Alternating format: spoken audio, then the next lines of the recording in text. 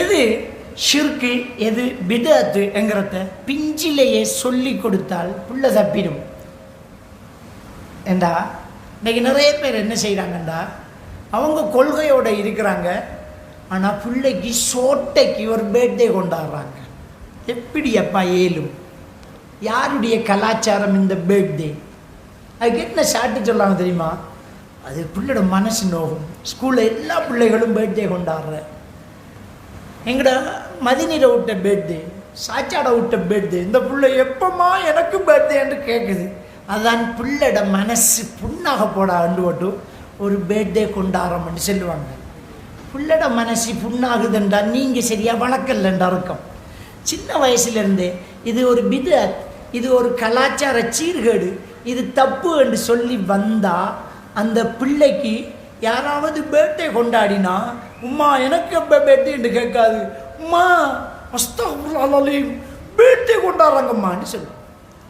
தப்பை சொல்லி வளர்த்தா அவன் எவ்வளவு வயசு போனாலும் என்ன பெரிய தப்பான முடிவெடுத்தாலும் தப்பாக தான் எடுப்பான். இப்போ செத்த கோழியை திங்க போடா பிஸ்மி சொல்லி அறுத்த கோழியைத்தான் திங்கணும்.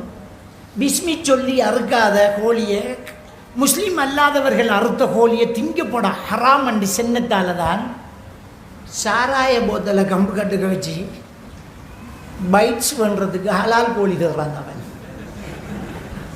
இது ஹராம், கோழி ஹலால் தேவைப்படுது அவனுக்கு. ஏன் தெரியுமா? அப்படி அதை மட்டும் நான் சொன்னேன், இதை சொல்லலை. இது பாப்பாவும் அடித்தானே, அப்போ அதை வேண்டிட்டான் கம்பு கட்டுக்கு. ஆனால் கோழி அப்படி திங்க சொல்லலையே, அதுக்கு மச்சான் ஹலால் கோழி ஒன்று வேண்டிக்காடா இந்த கடையில். அது முஸ்லீம் இல்லைடா, இது சாராயத்துக்கு கடிக்கணும், அப்போ ஹலால் தேவைப்பட்டு. எதை நீங்கள் ஹராம்னு சொல்கிறீங்களோ அது ஹராமாக தான் இருக்கும். பிள்ளைகளை மனசு நோகாது. அவனே சொல்லுவான் அஸ்தக்ஃபிருல்லாஹ் பர்த்டே கேக்கு நான் எடுக்கல.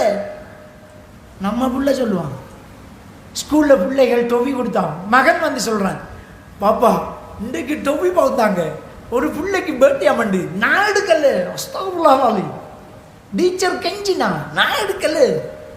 நான் சும்மா கேட்டேன், ஏன்டா எடுக்கல?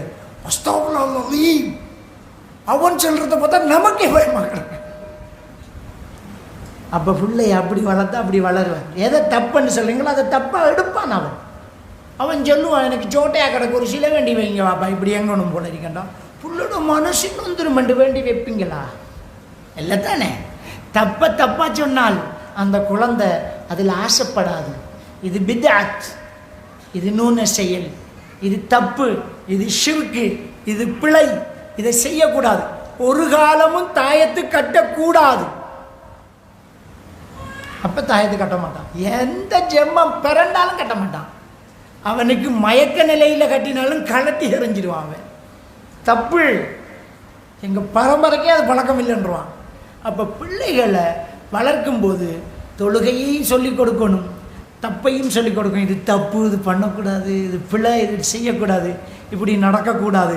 அதை அப்படியே மெயின்டைன் பண்ணணும். சின்ன பிள்ளைன்ட்டு நாங்கள் என்ன செய்யக்கூடாது, சின்ன பிள்ளைனே என்றோட்டு ஒரு ஆம்பளை பிள்ளைக்கு சோட்டைக்கு பொம்பளை சட்டை போட்டு பார்க்குறேன், ஒரு பொம்பளை பிள்ளைக்கு ஆசைக்கு ஒரு ஆம்பளை உடுப்பு போட்டு பார்க்குறேன். சின்ன பிள்ளைன்னு, சின்ன பிள்ளைண்டா கொஞ்சம் ஊற்றி கொடுக்கலாமா? சின்ன பிள்ளைன்னு தப்பு, சின்னதுக்கும் பெருசுக்கும் தப்பு தான், அது பிள்ளை தான். அப்போ ரசூலுல்லாஹி ஸல்லல்லாஹு அலைஹி வஸல்லம் அவர்கள் ஆண்கள் பெண்களைப் போல ஆடை அணியிடத்தையும் பெண்கள் ஆண்களைப் போல் ஆடை அணியிடத்தையும் தடுத்தார்கள். அப்போ நாங்கள் என்ன செய்யக்கூடாது? பழக்கக்கூடாது.